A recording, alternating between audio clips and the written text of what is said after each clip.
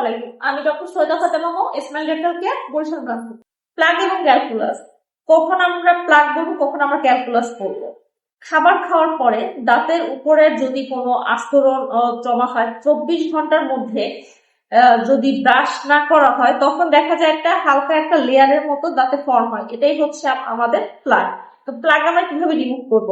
আমরা ব্রাশিং এর মাধ্যমে প্লাগ রিমুভ করতে পারি, আমরা হচ্ছে ফ্লসিং এর মাধ্যমে প্লাগ রিমুভ করতে পারি।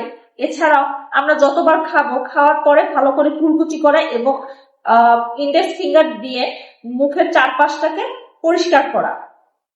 এখন আসি ক্যালকুলাস কখন বলবো। প্লাগটা যখন প্রপারলি রিমুভ হবে না, তখন প্লাগ গুলো জমে জমে যে আস্তরণ তৈরি হবে, সেটাই হচ্ছে ক্যালকুলাস। ক্যালকুলাস আমরা কিভাবে রিমুভ করবো? ক্যালকুলাস রিমুভ করতে আমরা হচ্ছে মিডিয়াম টু হার্ড ব্রাশের মাধ্যমে রিমুভ করতে পারি। ক্যালকুলাসটা আমরা হচ্ছে ব্রাশিং এর মাধ্যমে ক্লিন করতে পারি না, সেই ক্ষেত্রে হচ্ছে এই ক্যালকুলাসটা রিমুভ করতে আমরা প্রফেশনাল ক্লিনিং এর মাধ্যমে রিমুভ করতে হবে। আশা করি প্লাগ এবং ক্যালকুলাসের ডিফারেন্সটা আমরা বুঝতে পেরেছি। আজ এই পর্যন্তই। ভালো থাকবেন, সুস্থ থাকবেন। আল্লাহ হাফেজ।